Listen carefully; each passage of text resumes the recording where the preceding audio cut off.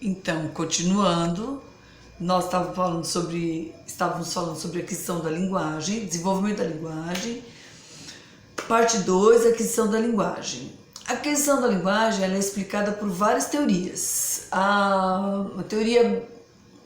Uma das teorias mais conhecidas é o inatismo, que nós falamos já um pouquinho em outros vídeos, né, em outras situações, que tem como princípio de que nós nascemos em condições para aprender a falar e a falar, independente de qualquer coisa. A preparação orgânica, motora que nós temos, né, com todo o sistema linguístico, nos permitirá falar.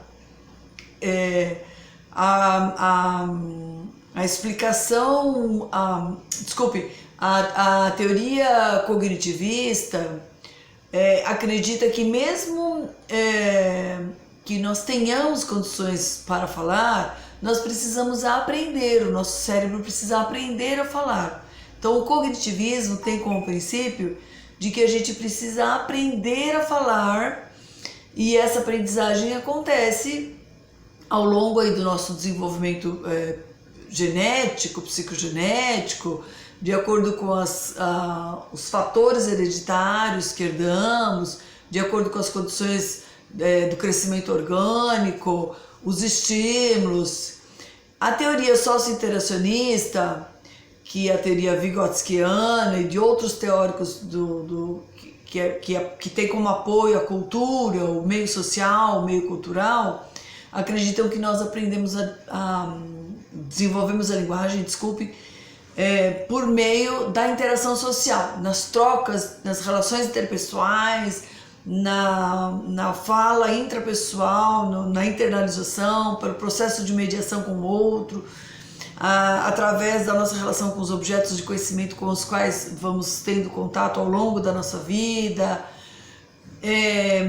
Existem algumas junções de teorias, o sociocognitivismo, que acredita, né, que é a necessidade desse social, dessa interação cultural, dessa interação de hábitos, de costumes, dessa interação entre as pessoas, para que esse desenvolvimento da linguagem efetivamente aconteça, que o organismo amadureça, que haja aprendizagem propriamente dita.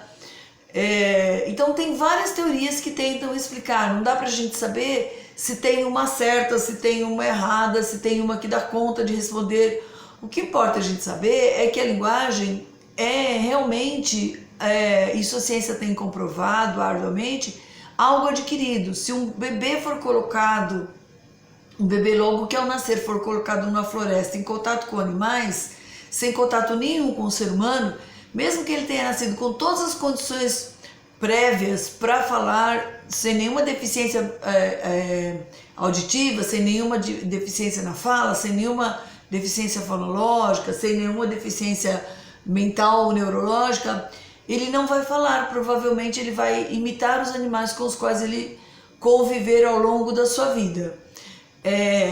Existem algumas teorias mais modernas da neurociência que explicam de uma maneira mais sofisticada até a respeito de áreas do cérebro responsáveis pelo processamento da informação, pela aquisição do processamento da informação da linguagem, pelo processamento da informação propriamente dita, pela produção da linguagem.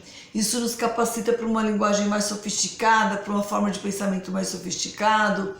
A psicolinguística, que é a relação entre todos os fatores, os variáveis, os aspectos da linguagem e o nosso psiquismo, o nosso psicológico. Isso explica a mudez, a gagueira, alguns tipos de problemas de linguagem que não se explicam pelos distúrbios e não se explicam pelas deficiências. Então crianças ou pessoas que às vezes desenvolvem problema de linguagem e que muitas vezes, em muitos casos, não tem esses problemas organicamente falando, clinicamente falando. A relação entre o estado psicológico da pessoa e a forma de expressão linguística ou forma de manifestação linguística não explicam-se por si só. Esses interlocutores entre a mensagem linguística, aquilo que a pessoa tem necessidade, muitas vezes ela não consegue expressar, que foi o que eu falei lá na parte 1, que é uma das funções básicas da linguagem, são explicadas pela psicolinguística. E outras formas de linguagem, as mais sofisticadas. Então, uma criança, por exemplo, superdotada ou genial, com a mais tenra idade, às vezes ela tem uma linguagem riquíssima, que poucas pessoas chegarão a ter um dia mesmo com muito estudo. Ela tem uma linguagem vasta, ela tem uma linguagem profunda, ela tem uma linguagem sofisticada, por conta da forma que ela tem de funcionamento psicológico. Alguns aspectos, algumas relações cerebrais, algumas relações neurológicas explicam às vezes as particularidades desses processos psicolinguísticos, desses processos psíquicos que demandam respostas linguísticas ou pobres demais, simples demais, que às vezes até compromete a qualidade de vida da pessoa, ou o contrário.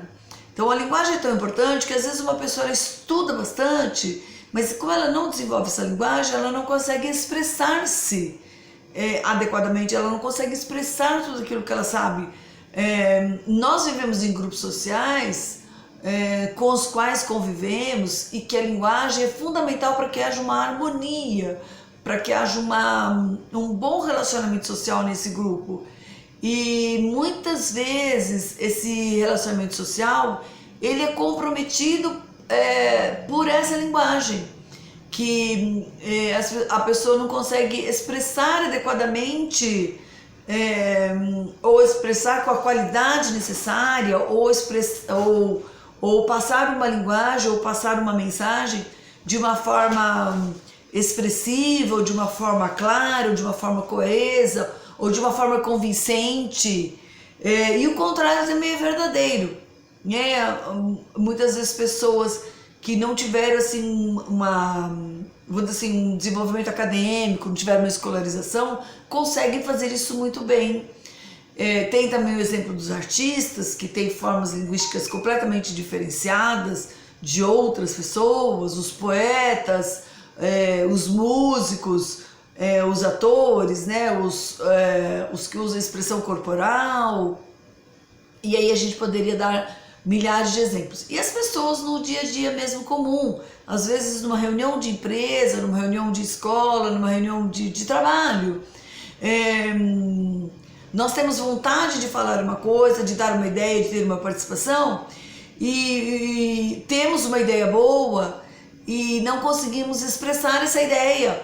Ou quando pensamos, estamos elaborando a ideia, alguém vai e coloca a ideia muito bem colocada, muito bem expressada, muito bem explicada.